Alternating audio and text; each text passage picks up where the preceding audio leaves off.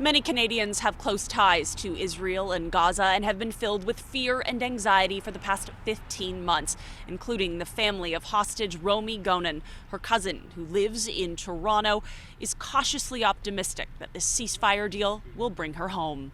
Until Romi's home, Romi is not home. The 24-year-old was kidnapped from the Nova Music Festival during Hamas's October 7th, 2023 attack on Israel. Maureen Lesham says her family got word Gonen was still alive last month. She's more than just a hostage. You know, she's more than the face that's on a poster or a T-shirt.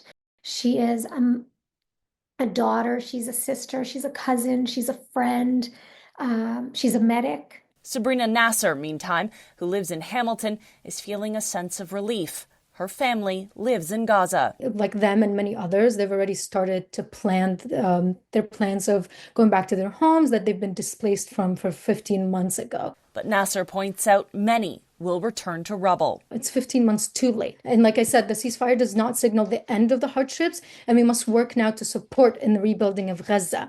And for the hostages set to be returned, we can't forget that this is going to be a very long and challenging road.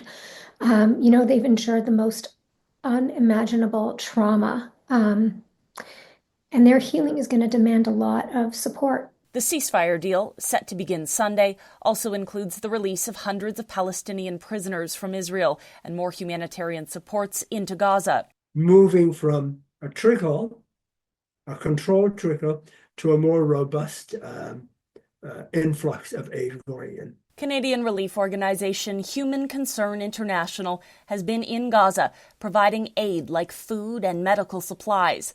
Board chair Dr. Irfan Sheikh says the ceasefire represents the beginning of a rebuild that will require a global response.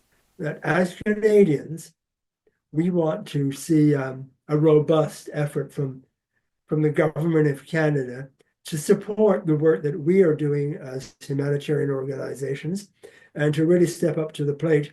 Prime Minister Justin Trudeau says Canada stands ready to do whatever it can to ensure the success of the ceasefire deal. But more than that, this ceasefire gives us hope.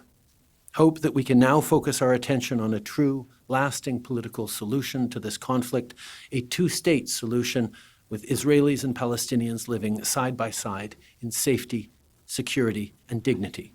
Trudeau also hopes that here in Canada we can, quote, turn down the temperature, truly listen to each other, and ultimately rebuild the relationship between various communities. In Toronto, Michelle Mackey, City News.